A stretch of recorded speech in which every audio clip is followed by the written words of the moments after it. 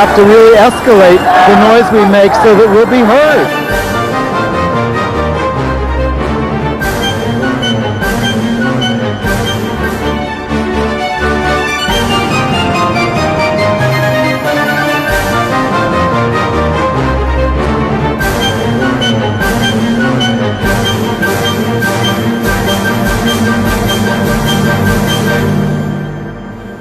Welcome to Gay USA. I'm Andy Humm, and Happy New Year. Oh, you stole my line. I was going to say Happy New Year. I'm Ann Northrup. I'm dressed for New Year's because we're taping on New Year's Eve. I wore a gold tie today. Well, we go away for 2 weeks, and we think it's slow during this time of year, but my goodness. We missed a lot of news, but we know that you enjoyed the show with all the videos, and we thank you for all the nice notes you sent us. That was very heartwarming and made us think we should stop talking altogether and just do videos. But maybe we'll try to do a video of the week. We have a couple this week, but of course the big news is about marriage. Well, actually, first of all, New Mexico's Supreme Court ruled that while their state law did limit marriage to opposite-sex couples, that law was unconstitutional. And gay couples must be allowed to marry. And we thought, oh boy, New Mexico. And then the very next day, Utah was ordered by a federal judge to open marriage to same-sex couples, and hundreds of couples have wed. I wrote on a friend, after the New Mexico, I wrote on a friend to, Utah's next as a joke, but... It's no joke. Yeah, when we get to this, we also have Pennsylvania, West Virginia, Oklahoma, Indiana, Virginia, and Ohio. We have a couple, yes. In Seattle, Catholic high school students from all over the town spilled into the streets to demand that a gay vice principal be reinstated and that the Archdiocese support same-sex marriage. Luckily, we can be up to date on that because they've been on Christmas vacation and nothing new will happen until they come back next week. So I think we'll be current. This is a great story. All three statewide officials in Virginia are now pro-gay. Some immediate protections for LGBT people are imminent. May have happened by the time you see this show. Yeah. If you want some bad news, Uganda and Nigeria passed draconian anti-gay laws that they've been toying with for a long time, not that they don't already have them, and including in Uganda, life in prison for participating in a same-sex wedding. But there is still a glimmer of hope in those places. We'll tell you about that. But of course, we've buried the lead. The lead being Robin Roberts has finally come out. My heart be still. Exactly. I'm shocked. There are some nuances to this story, so we will go into those. Okay, and I'll finally give you my review of the Scottish play. And I think we are forced to discuss Duck Dynasty. We'd like to avoid it, but we'll go over a little of that too. Okay. But we'll start with the marriage news because there's a lot of it, so why not? Let's catch up. Well, I think we should give credit to New Mexico for getting there first. Okay. The Supreme Court ruled December 19th that same-sex couples are entitled to marry. Now, this is a state that never had a law against it, and where county clerks started marrying couples in earnest this year already. So they've been going on. Yeah, there had been this sort of citizens' revolt of clerks, several clerks in several counties agreeing to do it, and couples going ahead and getting married. Well, more than half the population. And then all the clerks of the state filing a question with the court saying, what's the deal? Are we allowed to do this or not? And couples saying our marriage is real or not. And the New Mexico Supreme Court said, well, the intent of the law was certainly not to legalize same-sex marriage, so we can't say that you had a really, prima facie case for it.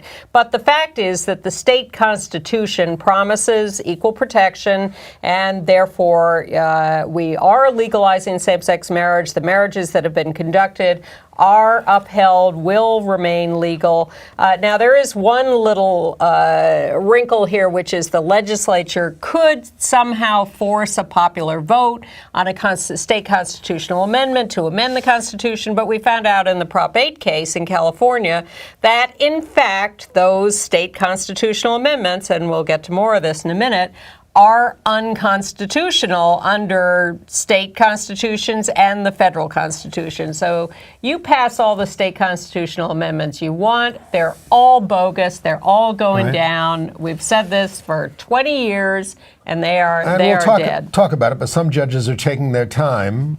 Unlike in Utah. Yeah. One more footnote on New Mexico. Okay. Some clerks did quit rather than perform same-sex marriages. And I say hallelujah to them for having the courage of their convictions. Well, I don't think, as I've said, I don't think they have the courage of the convictions. They're always citing religious reasons. But as I said, they never said, I won't marry people who were formerly divorced, which is against many religions. But they're walking away. They're quitting their jobs. They just hate gay people. Well, fine. That's all. Fine. Good. Lose your job. Yeah, but don't act like you're standing up for some religious principle because you're not. No, I'm just saying that they're of. being consistent in that way. And Judge Robert Shelby of Utah is being consistent with the Constitution. We got a picture of him. This is the Utah judge, federal judge, Robert Shelby there. He's cute. Well, nice looking fellow. And he's an Obama appointee, but he's a registered Republican.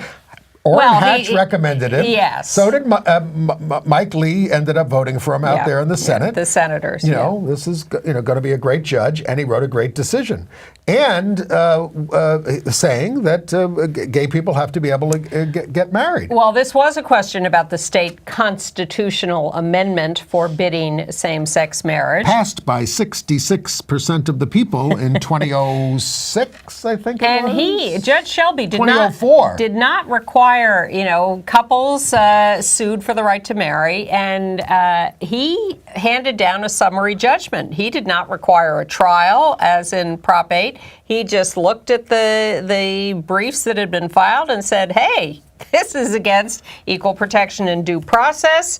And the marriages commenced immediately at 3 o'clock. As soon as the decision came out, the mayor of Salt Lake City starts performing them. People rushed to the clerk's offices because they've looked at all the history here, and they said, well, two things are operating. First of all, people are saying, well, Utah, a Mormon state, people really believe in marriage there. So all these people are rushing to get married.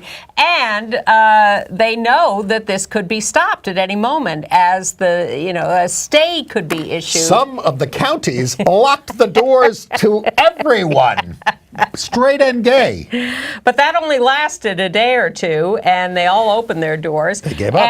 And people went back to, the right wing went back to that court, as they're required to do, and said, all right, so you've issued this ruling, but clearly we're going to appeal this, and there may be a trial or whatever. So you have to put a stay on this ruling to stop these marriages while the process continues. And Judge Shelby is sort of like, well, if I'm going to grant a stay, it's got to be because you have a good chance of winning this thing. So I don't think I wrote a decision like that, and I'll take a look at your arguments next week. So then they really start panicking, and they go to the 10th Circuit, which is based in Colorado. Yeah. How about it? And they say, well, give the judge a chance to review his case for this time. And they're tearing their hair out. We got to stop this. Can we go to the Supreme Court? Wait a minute. We don't even have an attorney general. The last one was thrown out for corruption charges. They just swore him in on New Year's Eve, I think. Yes, the new one. Yes, and he said, yes, I'm gonna stop this because marriage is to promote procreation by straight people. No. We've tried that argument before. You're going nowhere with that. So they may spend $2 million to hire outside right-wing counsel to try to argue this and lose the case, as every right-wing outside counsel has lost the case down the road. We can't afford extended unemployment benefits, and we can afford $2 million for a case they have to know they're going to lose. Here's my other question. Paul Weiss takes Edie Windsor's case pro bono, Robbie Kaplan, and with the ACLU. But the right wing, give us the money. We're not taking these cases without millions of dollars. Well, that's why Fred Karger calls NOM the National Organization for Money. Yes, exactly. Now, there were some interesting arguments in this case because, after all, a lot of these decisions, New Mexico, Utah, elsewhere, are coming from language from the Supreme Court DOMA decision in the Windsor case. Particularly from the dissent by Justice Scalia, which is being quoted verbatim on our side now. Well, one thing that they said in deciding DOMA was states have the right to define marriage, and the federal government cannot override that. They have to honor these legal marriages in the states. So one question in these cases now at the state level is, wait a minute, the federal government, the Supreme Court said that the states get to define marriage. And what Shelby said, he looked at this question and he said, look, yes, that's what the Supreme Court said, and the state does have the right to define marriage, but they don't have the right to define it in contravention of their own and the federal Constitution. And what those constitutions require is equal protection. So you can define marriage, but it has to be inclusive in these ways. And that, I think, is an important analysis here. So he also said because it's the 10th Circuit, there is no precedent for giving any special status or protection to same-sex couples or LGBT people. There's no established, heightened scrutiny or anything. So he said, look, I'm restricted to rational basis. If there's any possible rational reason to allow the state to exclude same-sex couples, I have to honor that. But the fact is, there is no rational basis, and so I am deciding this on the rational basis standard. And, the 10th Circuit is not going to even start the briefing on the case until January 27th, wrapping up by, I guess, the end of February, and oral arguments are going to be after that. So this case is going to take a long time. Well, that's an expedited schedule. They could take 6 months. Well, like the Oklahoma case has taken 9 years. Exactly. But the question here is the Supreme Court ready for this case? Because they obviously weren't ready for it in the California case, and they booted it, and Californians got to marry. And they thought that bought them several years of leeway. It's happening much faster. Yes. So there's a sense that they're probably not going to want to take it, therefore not likely to grant a stay, because they're not going to want to take the case. But then again, they could just decide to get all this. Could you just get it over with? Well, the thing is, for most Do you just like having your name in the papers? For most of the country, they could just get it over with. I would say for at least 3/4 of the country. But there is that little pocket of people who may throw a big fit if the Supreme Court tries to legalize it nationally. Secession. And they're still worried about that. And so they are still trying to buy every inch of time they can. You know who's going to benefit the most from all this passing and getting over with? The Republican Party. Yes. Because the issue will be out of the way. Yes. They can complain about it having happened, but they're not going to be asked about it anymore. They can run on it having happened for several years. And the footnote in Utah, Kate Kendall, Utah native, brought up in the Mormon Church, head of the National Center for Lesbian Rights in San Francisco now, has lived in San Francisco for many years, but she has a daughter, Emily, who is a lesbian and lives in Utah, and Emily married her partner, Heather. And this is not a picture of them. Did we show the picture of the other lesbian couple that got married with the kids? Can we get that up there? It's just a joyous picture which shows you how happy people were. 3/4 of the there they are. That's joy. That's joy. 3/4 of the $49,000 spent on marriage licenses in the first week were from same-sex couples. Salt Lake County had 353 licenses last Monday, shattering the record of 85 in a day. They are running to the clerk's office. And, the lawyer... And the lines in the buildings. If you go online and look at the lines of people waiting to get married in these they were places. so happy. And, folks, this was not a case brought by the gay legal establishment. No. This was citizens acting on their own. And the lawyer for our side, Peggy Tomsick, told the court when they were arguing about the stay that the governor was telling clerks not to follow your order, Judge, and compared him to Alabama's Governor George Wallace standing in the schoolhouse door blocking black students. Whoa. Well, the governor has promised that he is going to really go after this. Yeah, what's he going to do? Well, hire outside counsel for millions of dollars. You can't stop love. Well, this has been the year of the judges, and the guy in Ohio that we like a lot, Judge Black, came up with another great decision. He's the one who's been hearing these cases of these poor couples where one guy is at death's door, and they've gone to court asking him to let Ohio recognize their marriages performed legally out of state. Well, he did die.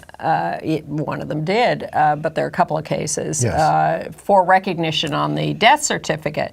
Now, frankly, I can see how a court would say, sorry, it's not legal here, and no special exceptions. That would be ridiculous. Why would you make special exceptions? But this guy has made those exceptions, and now he has made his temporary injunction permanent. The state must acknowledge out-of-state marriages for death certificates.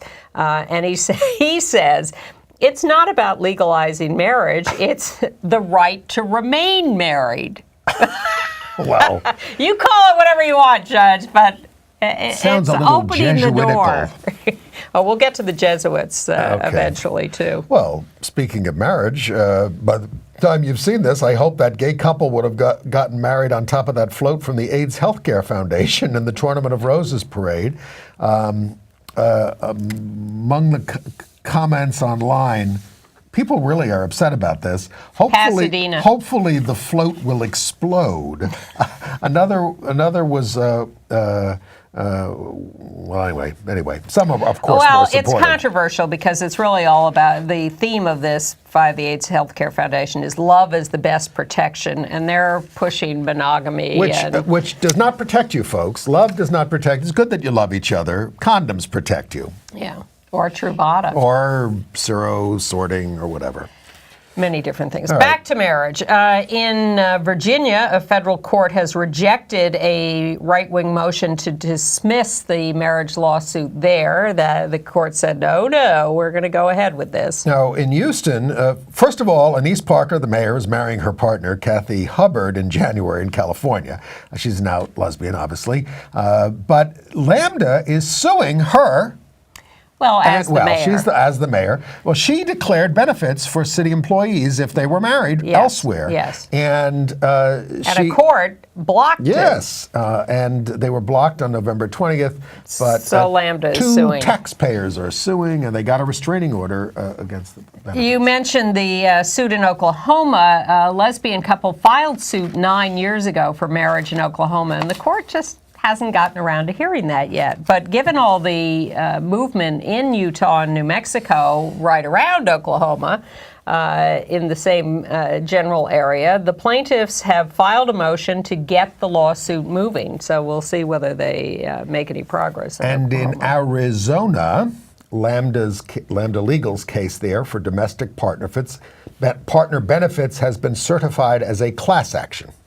In West Virginia, the Attorney General, right-winger who is fighting against a marriage lawsuit there, says that the lawsuit should be dismissed because the plaintiffs didn't go out of state and get married and then come back and ask for recognition of their legal marriage from elsewhere. I think that's a little twisted. No, a lot of twists and turns in the law. In Pennsylvania, this gets really ugly. The lawyer, not the Attorney General, because the Attorney General of Pennsylvania has refused to defend the marriage law there, but the right-wing lawyer who's been hired to defend the marriage ban has asked the plaintiff couples who are suing for marriage, he's doing like the discovery period on this lawsuit. He wants their sexual history, their mental health history, and the provenance of their children.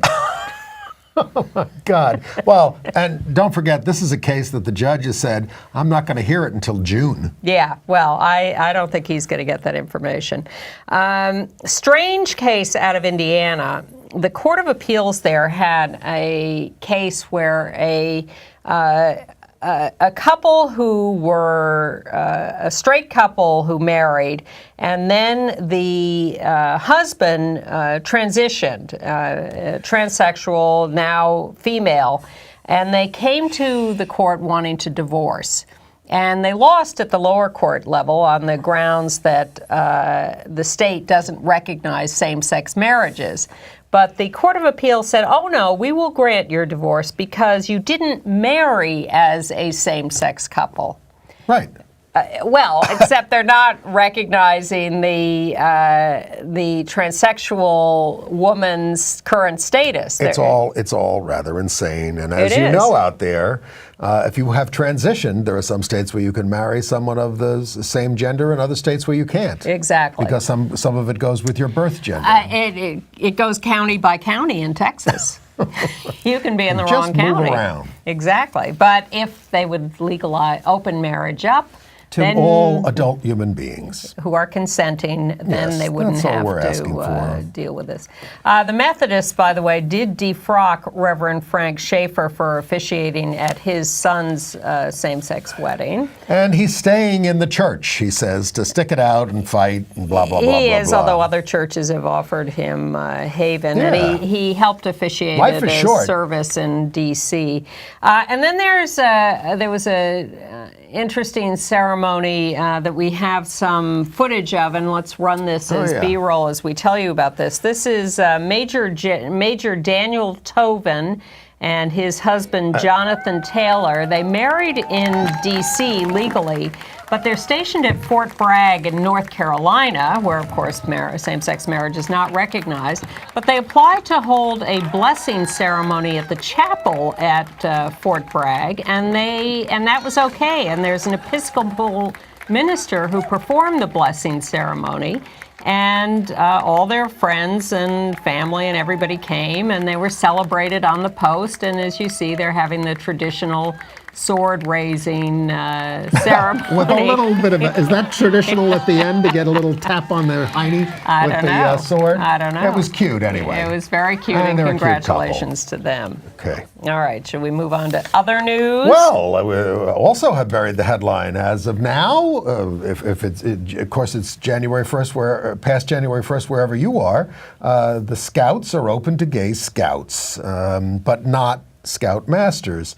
And some reactionaries have started Trail Life USA to keep anti-gay fires burning. That's an alternate scouting organization. But the big outfits, like the Mormons and the Catholics, have yet to bolt. In this case, 60% of the voting members of the National Council approved of this policy. But under the new rules, no sex for any Scouts, no sex for anyone. Scouts can't use scouting to promote any social or political positions, so you can't get a merit badge in gay rights. You also can't march in a pride parade in your Scout uniform. I think people have been doing that for years. What about showers, Anne? Well, I mean, it's because this is what people think of. Yeah. Well, the Boy Scouts is encouraging more privacy, fewer gang showers. Sleeping arrangements are being left to local leaders. Segregation will be accommodated for those who want it. And then Lockheed Martin is dropping funding to the Scouts. Because Scout Masters who are gay are still banned. Correct. I want to go to Robin Roberts. What the heck? Okay. Robin Roberts. Of Good Morning America. Yes, the beloved recovering from cancer. They're on the right. The reporter. Co-host of Good Morning America. With the report, she's the reporter who got Barack Obama to reinstate his position in support of same-sex marriage that he had once had as a state senator. Well, I don't think she got him to. The White House called her up and said we are willing to talk. Why did they pick her? Maybe because she's a closet case. I don't know.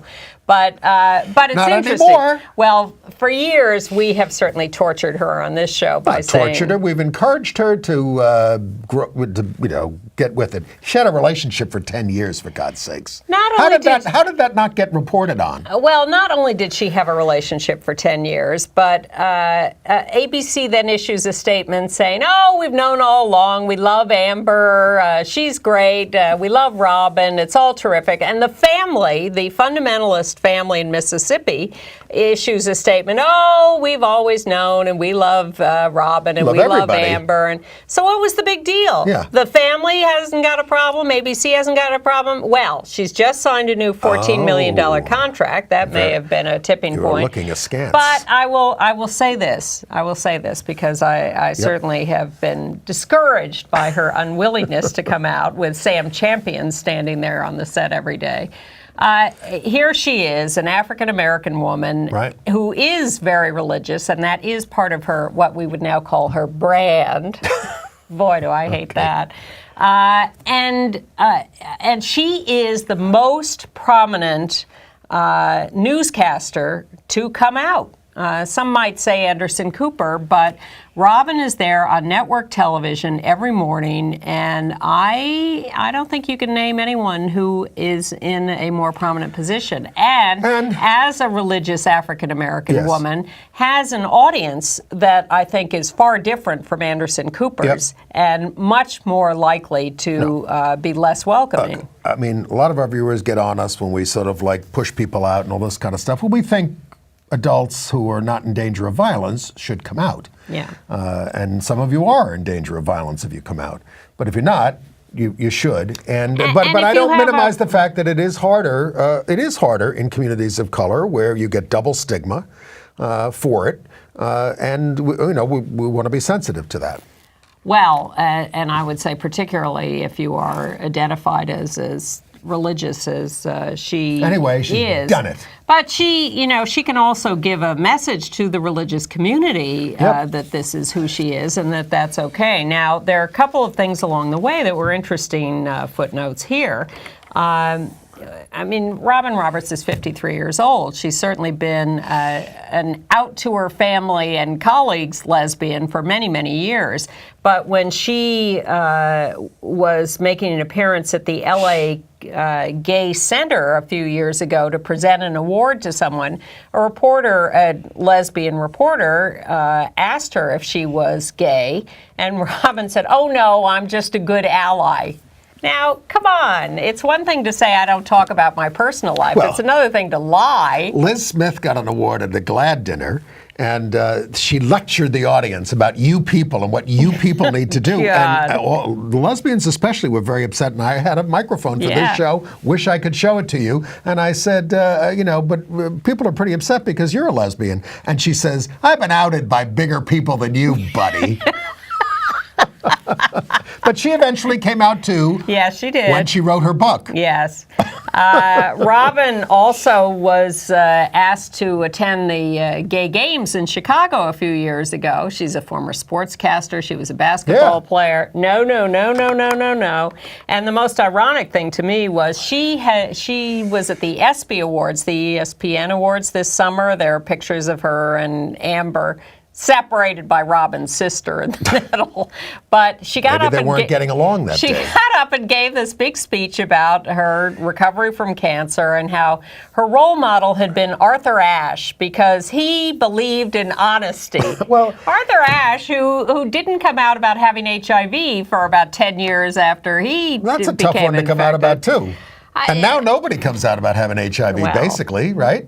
Yes, but I have a real problem with people who are so privileged and in the public eye who do not see any responsibility to being honest about their lives when they could have such an impact. And that's why I urge people like that to come out. It's strictly that. I would never pass judgment on a private citizen who makes their own decisions about their own privacy. And I'm not passing judgment on people with HIV. First of all, a lot of people with HIV who are out, including our associate producer, Bill Bauman. Happy birthday, Bill, today when we're taping. From the old days. But people these days who get HIV have good reason because they enjoy a lot of good health because of all the things you all did and act up to fight for them. And don't feel compelled to come out because it's just going to complicate their lives, so they don't. But again, that's private citizens. Yes. Well, but even public figures in this case. I mean, does everybody announce they have high blood pressure or that they have? Yes, they do. Absolutely, they do, and colon cancer and diabetes. I think it's better when people can, but they're Well, I think there's a lot of work to be done on all these issues, and that's why we want people to talk about it now. Maybe that's asking too much, but thank you, Robin. Yes. I sincerely mean thank you. We appreciate your talking about it. And we do understand the position you're in, and we're happy to have you out and honest. Bob Newhart is a religious person, but he's a big Catholic, but he canceled his appearance at a Catholic group called Legatus in February because it's active in anti-gay stuff. Of course, all Catholics belong to a church that doesn't teach very nice things about us. One of our viewers sent us a letter saying we're very anti-Catholic. No, the church is against us. Some of my best friends are Catholics. We're reacting. For instance, Catholic educators have removed, as a national group, 3 books that feature gay and divorced families from the Common Core curriculum reading list because they don't like that. And then there's my favorite story, which is the rebellion going on in Seattle. Do we have these pictures? What happened there is a gay administrator. Do we not have the pictures? We just had the video. Well, we'll hold off on the video. A gay vice principal of a Catholic school who was gay was told after he got married. They knew he was gay. They knew his partner, but after he got married, they fired him. They tried to say that he resigned. He says, "I didn't resign. I was forced out." East Side Catholic High School in the Seattle Archdiocese. But what happened is there was this rebellion on the part, not just of students at East Side Catholic High School, but students all over Seattle, and that's what we have this video report on. They walked out of their schools, they held street protests, they are furious about this. We could have told you to expect this, but thank heavens for your rebellion. And let's take a look at a local news report. It's day 2 of protests for local Catholic high school students. They are fighting for their vice principal to get his job back. He was forced out of his job at the Eastside Catholic School for getting married to his gay partner. Students took their fight today to the Archdiocese of Seattle, and that's where Hannah Kim is live for us. This is no longer an isolated protest. It has turned into a movement. Earlier today, it wasn't just students from Eastside School protesting on behalf of their vice principal, Mark Zamuda. We also had students from several other Catholic schools joining the fight. They stood outside the Archdiocese of Seattle, and it was impossible to miss their message. They came armed with signs, and they chanted, "Love always wins, change the church." Mayor-elect Ed Murray also showed up briefly to show his support for the students. Today is Zamuda's last day at Eastside Catholic School. The openly gay vice principal was forced out of the school after he got married to his partner. The Catholic school said they don't have an issue that Zamuda is gay, but that the Catholic doctrine does not allow gay marriage. Tonight, these Catholic school students say the doctrine is beyond outdated and change is inevitable. Love always wins! Love always wins! Love always wins! Love always wins! I understand the church's policies on gay marriage, and I understand that those are protected by law. But I feel like if those laws are ever going to change, it's internal pressure that has to do it. I just wanted to be in solidarity with the students because the students are the ones who are going to make the difference. I mean, we're seeing a generational change on these issues, and it's being led by the young people you see here. I'm here to support my daughter. I'm so proud of her and her classmates for what they have done standing up for their teacher. On Thursday, about 400 students did a sit-in in their school, and they took that protest outside onto the streets. Today, they delivered a petition to the Archdiocese of Seattle, hoping that they'll get Mark Zamuda's job back, and they say they won't stop until that happens. In Seattle, Hannah Kim, Q13 Fox News. It's not just getting his job back. They want the policy on same-sex marriage changed. And you know, what you know, of course, I went to Catholic boys' school. I mean, I can't have imagined doing anything like this. But I mean, what's the bishop going to do? Excommunicate all the kids for standing up to church doctrine? Throw them out of the schools and expel them? That's what would have happened in my day. But he will threaten to mess with their college applications. Yeah? That's what he'll You do. think? Yes, I do. I think there are too many of them. Well, we'll see, because they'll be back from Christmas vacation any day now. Keep up the pressure. And we will... And get some... Hey, you adults out there in Seattle, come out and join them. Exactly. And tell your priests you're not taking this anymore. Longtime Chicago activist Andy Thayer and a couple of dozen of his colleagues demonstrated outside Chicago Cardinal Francis George's 50th anniversary in the priesthood dinner. Yes. Yeah, he's been protecting a lot of sexual abusers for years. You got more on religion? Or of course there's Duck Dynasty, I guess we have to call a religious story. Well, you all know about this story and about the fact that this Phil Robertson, who's the star of the show with the long beard, who looks like Osama bin Laden, is, very homophobic and racist and sexist. Yeah. And Mayor Anise Parker of Houston called him a redneck wingnut whose views are completely irrelevant. Well, they talk like that down in Texas. But the thing he said about blacks, that in the old days they were godly and happy, and they never complained about it, pre-welfare and all this kind of stuff. So he was suspended, and then A&E just caved on this as a business proposition. Absolutely. And put him back in, bringing back the whole family. And look, I don't think, correct me if I'm wrong, our side and our gay Inc. institutions complained about his remarks when they were reported in GQ. But I don't think anybody asked for him to be fired. I think they just complained. And A&E went, we'll suspend him. And that's where it got to be too much. Well, the thing is, the guy's a racist, homophobic, sexist dog. I mean, he preached the virtue of marrying 15-year-olds. So are half the people on television. But what A&E should do is show who he really is in these shows instead of sanitizing it as, isn't Santa Claus. Yeah, exactly. Brigadoon. Right. So, but now A&E is on the hook for his bigotry, because if he talks like this on the set and you're gay and black or a woman on the set and he talks like this, that's a hostile work environment and you can sue them, and I hope you will. The creator of the show, by the way, Scott Gurney, starred as a gay porn star in the 2001 movie The Fluffer.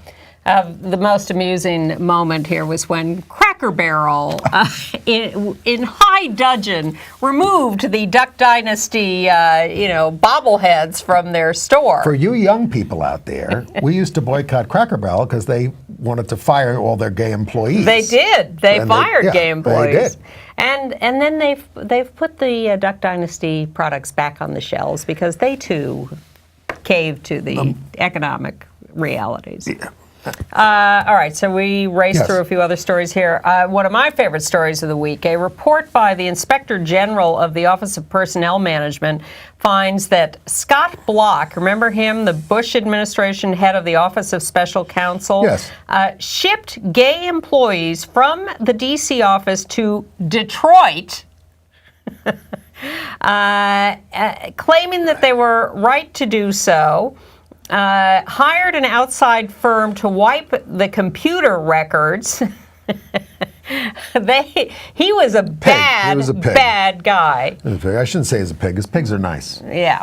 They're mean good to eating. pigs. Not happy with this decision by the Supreme Court, which rejected a proposed bullying case, racial bullying case, that had been brought to them. The lower court said that the school in question, where the bullying took place, was not liable for the bullying, and the plaintiffs appealed to the Supreme Court, and the Supreme Court refused to take it. That is not a good precedent. The Catholic Church also got a decision they love from a federal district court in Brooklyn saying that none of their remotely religiously affiliated institutions have to pay for contraception in their health plans. We've got to keep those women barefoot and pregnant. The Defense Department appropriation bill has repealed the ban on consensual sodomy. That's a good thing for everybody because that was still in the military. But added an exemption for hate speech. Now, the right wing insisted on putting this in. The left wing says, don't worry, it doesn't really go any farther. And there's this thing that says if it threatens readiness or good order, then it's not allowed. So we'll see how that plays out. In Alabama, in small town Semmes, S-E-M-M-E-S, Alabama, they hired a group of African-American drag queens to march as Santas in their Christmas parade, to lots of outrage from the locals. There is videotape on this. It'll be on our email if you want to receive our emails every week. Write to Andy Hum at AOL.com. Sports news. Colorado State University has suspended its assistant football coach without pay and assigned him to anger management classes and diversity training because when the New Mexico Bowl was aired on TV, on ESPN, I think, he he was seen calling a player an effing faggot. An opposing quarterback. Yes. He accepts the punishment. He's grateful for a second chance, and he's glad he's not going to have to go on Duck Dynasty. You made that up. Rumor mill. Not the first part. A story about the Houston Oilers football team 20 years ago, which was a legendary team because they started the season 1-4 and then they won 11 straight games. Well, one of their ex-players said that says there were 2 gay players on that team. Everybody knew it. Everybody accepted them. And I've never seen tougher guys than those guys. They were unbelievable teammates. You'd go to war with them anytime. They were gay. And a new rumor on the Queerty website, which I have to say is not the most reliable. I don't know.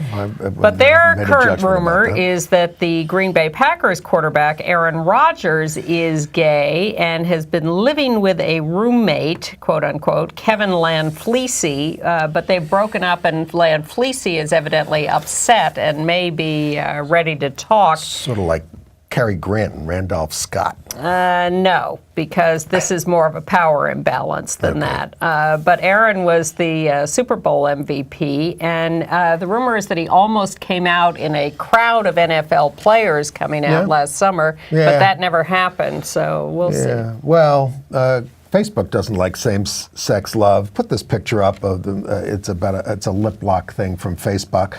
Homophobes complained about the picture. It's on the Have a Gay Day page. So after the complaint, Facebook suspended all 160 administrators who handled this, who have access to this site, Have a Gay Day, for 30 to 15 days. And there seems to be a system on Facebook that if enough people complain, there's an automatic suspension or something. There ought to be some judgment used other than number of complaints. Of course, but I'm saying that is the system. All right. In New York City, the Department of Health has issued a study on bullying. Most recent statistics from 2011, 29% of LGB students in the New York City public schools report having been bullied. Maybe they'll take care of that.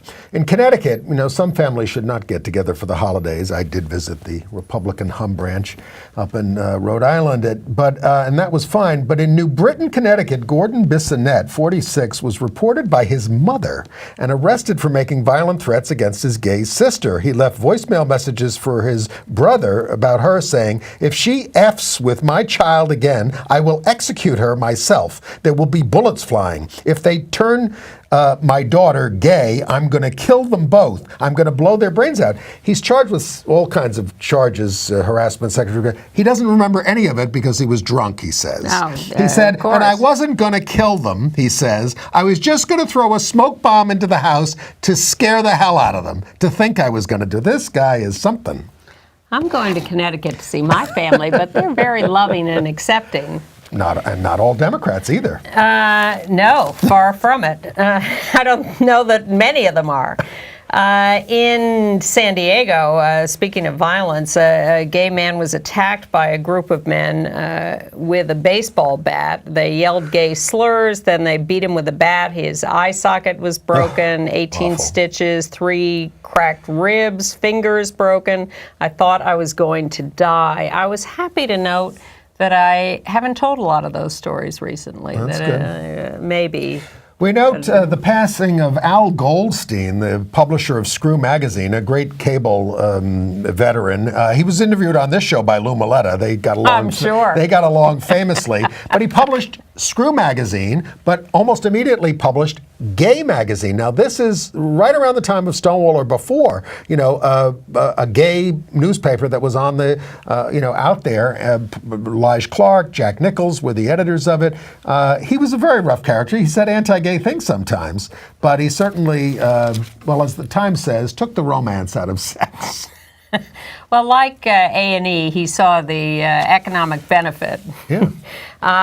In a strange move in Maryland, Equality Maryland, the statewide political group, has endorsed not the lesbian candidate for governor, Heather Miser, but Anthony Brown, saying he will be the most effective for our issues. I assume that means he's the more electable, but and that's the choice they've made, but we'll see. So we go away for a couple of weeks and everything is fine in Russia now. They let Pussy Riot out, their Greenpeace has been sprung, the billionaire opposition leader has been sprung. Come on, what are you people complaining about? Even the Times picked up on this and said, this is a bunch of nonsense. Well, actually, don't be taken in. The first thing that happened was, fulfilling our prediction, Brian Boitano was forced to come out. Well, he did. There he did. Yeah, so now can Janet Napolitano be far behind? But I told you she's not over there to come out. She's there to get rid of the terrorists. No, she's over there to get Edward Snowden. No, she's there to deal with the Chechnyan terrorists. She's the former head of Homeland Security here. But I still think she's going to find herself under pressure to be out. After all the explosions, the whole thing is very dicey. Very dicey. The terrorists are very close to Sochi, and they have targeted it specifically, and it's going to be very, very tough over there. And by the way... And one of the reasons, evidently, Obama is not going to Sochi is because of the threat of terrorism. Well, Prime Minister David Cameron of the UK is skipping. Netanyahu is skipping from Israel. But, let's go back to Pussy Riot a little bit. One of the freed members, Nadezhda Tolokonnikova, she said after being released, she was in there for 20 months, that this whole thing for her is not a humanitarian gesture on the part of Putin, but obviously just to improve Russia's image before the Olympics. She said anyone who attends the Olympics is supporting Putin. And she fears more regressive measures after the Olympics. And she's now going to work on prison conditions in Russia that she endured. Well, next week we're going to have a guest here, David Tuller, who's a longtime journalist, one of the founders of the National Lesbian and Gay Journalists Association. He wrote a book on gay people in Russia some years ago, and he's been over there again, and he'll be here next week to tell us the latest about what he's seen over there. Well, they arrested, they found a third person guilty under the anti-gay propaganda law. And in Kazan. He held up a poster saying that being gay is normal and attacking gays is not. Canadian Prime Minister Stephen Harper is also not going to Sochi, and you mentioned David Cameron and Netanyahu, but BBC lesbian reporter Claire Balding will cover it. She refused to cover the British Open this year because it was held at a men's-only club. Yeah. The Swiss Prime Minister will go to Sochi because he says we have to accept Russia's different view of homosexuality. No, we don't. Canada has a conservative government. They don't accept it. HRC has given $100,000 to the Russia Freedom Fund. It's a great idea to raise money for LGBT Russians. The problem is, how do you get the money to them? And this is a question that has not been answered Especially yet. when they have all these foreign agents laws. Exactly. Yeah.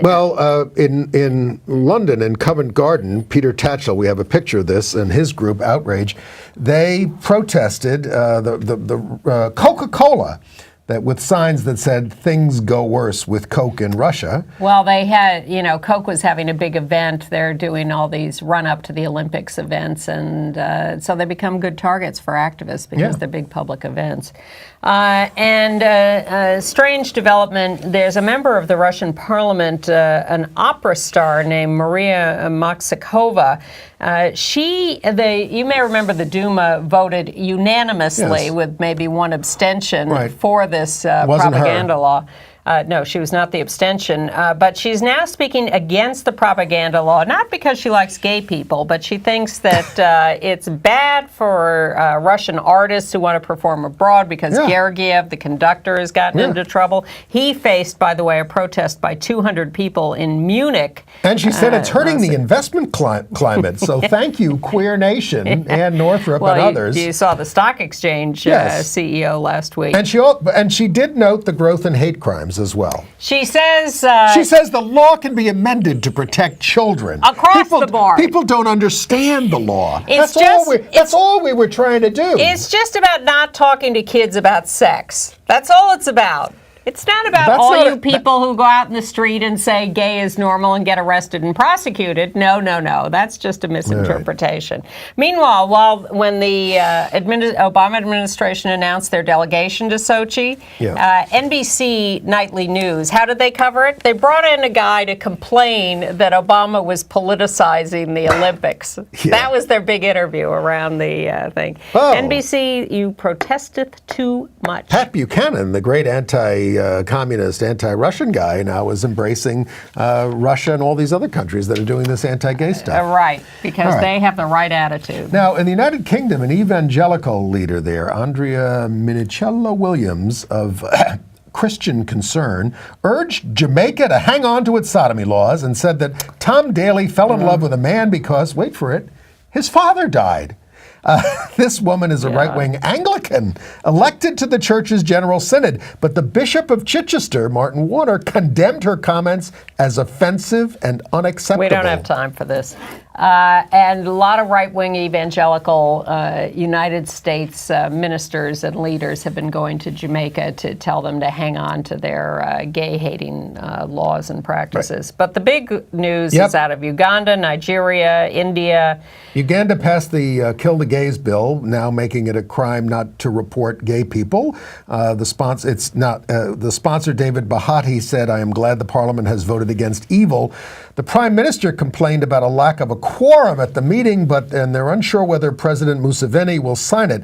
The death penalty has been replaced by life in prison for certain offenses, and gay advocates second conviction for being gay, life in prison. It's otherwise the same as the 2009 bill. Museveni said he wasn't consulted. Well, here's the glimmer of hope that the president of Uganda has not signed the bill yet. The president of Nigeria has not signed their bill, which we'll tell you in about. Plus, they already have a lot of anti-gay laws already. Exactly, and that could be an excuse for not signing these bills. Believe me, the United States government behind the scenes and governments around the world are going to these presidents and saying, do not sign these bills. Find a way around it. And the more we protest, the more they like it because it's sticking it to the West. Well, that's true of Putin, too. I mean, the Nigerian Senate passed a bill criminalizing gay advocacy and imposes prison sentences on gay couples who try to marry. 5 years for any involvement in gay advocacy or a public show like holding hands of a gay 5 relationship. Years in prison. Trying to get President Goodluck Jonathan not to sign it. That's his actual name. By the way, Richard Branson of Virgin Atlantic has decided not to do business in Uganda now that they've passed that law. There's terrible video online of the parliament members cheering and dancing in the aisles when they passed the law. Really repulsive. And Frank Mugisha, who is of the Ugandan gay group SMUG, wants U.S. and British embassies to be more vocal about this. Yeah. He's not asking for aid to be cut, but says it might be.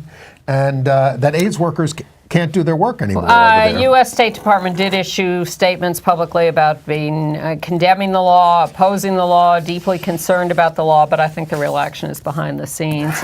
Meanwhile, we did tell you that the Indian Supreme Court had recriminalized sodomy. The Indian government has now filed a formal appeal of that decision, so there is also a glimmer of hope in India. In Tel Aviv, hundreds demonstrated in favor of a raft of pro-gay legislation, including relationship recognition. Yeah, I'm skeptical about those passing, but we'll see. But I'm also skeptical about the law just passed in the Cuban parliament, an Employment Non-Discrimination Act for Sexual Orientation. Representative Ileana Ross-Lehtinen, the Florida Republican, who is like the one pro-gay Republican in anti-Cuban the House of or anti-Castro. The Castro regime allows no freedom, but it knows how to sugarcoat its horrid human rights record by promoting a law that will never mean a thing, is her response. Spain is colluding with Russia to ban gay adoptions. Russia bans adoptions to countries that have same-sex marriage. Spain promises no adoptions by gay couples of any kind, including kids abandoned by Spanish parents. Sweden is considering something similar, and the Voice of Russia says the U.S. and Israel are also considering this. So we got to get on the case there. The Bishop of Malta claims that Pope Francis okayed his Christmas-time anti-gay adoption sermon. And the Jesuit home church of Pope Francis held a memorial funeral for a transsexual woman who was beaten to death in July at the Rome train station. The mayor of Rome showed up. The minister of integration showed up. The Pope did not show up. China produced its first pro-gay PSA for social media. It's really good. LGBT, we'll have it in our email. LGBT content is subject to censorship there, but if it's short, they can get it online. 2 minutes. And the Queen pardoned Alan Turing, the code breaker and the father of the modern computer, for his gross indecency in 1952. But not everybody, not the other 75,000 people convicted under this law. Well, I have it as 50,000, but whatever. Oh, no, I was 75,000. Well, 15,000 of them are still alive. Oh. So it would be nice if they Alan were Turing is not. pardoned. And the Pope also excommunicated or allowed to be excommunicated an Australian Catholic priest who supports ordaining women and supports gay marriage. And the China PSA is great. You can find it on queercomrades.com, the website. It's a gay man and lesbian who want to get married. They go to talk to his mother, and she says, "Why do you want to get married? You're gay." It's terrific. And in Taiwan, they're having a discussion of a same-sex marriage law in the legislature there. And their biggest pop star, Ah Mei, threw her own free concert for marriage. 20,000 people stood in line for 6 hours to get in. She paid $100,000 for it, did not look for sponsorship. Excellent. Got to fight back, and that's what she's doing. Other AIDS news. The White House Office of National AIDS Policy is losing its director, Grant Colfax. He's only been in the job a year and a half. If you know the story on that, tell us, because it seems curious. ACT UP New York held a rally for Lamont Valentine at Rockefeller Center at the Christmas tree over the holidays. He was denied a transplant. Lung transplant. Died on a bus going from between hospitals. I like the Has Justine Landed Yet story, but we don't have time for that. I'll catch up with it next week. If you have tickets to Macbeth, stay home. That's all I'm going to say about that. Split Britches is one of the legendary institutions of the lesbian community, Peggy Shaw and Lois Weaver, and they're doing stuff at La Mama here in New York on East 4th Street in January. There's a picture of Peggy. Yes, I am an archive. Well, in fact, they're having an exhibition called Desperate Archives. Some of the items are for sale, and she's doing a performance called Ruff, R-U-F-F, about her stroke and aging, and it's funny and sad and all sorts of things. Definitely worth seeing at La Mama in January. And congratulations to Chris Chang, who is the gay winner of the History Channel's Top Shot 4, a shooting competition. He came out after winning this. He is out, but the History Channel neglected to mention this all during the competition. He does the AIDS Life Cycle Ride. He's on the board of the San Francisco Opera Club. He's the co-founder of a housing charity, Home for a Home. He's a good guy, and congratulations to him.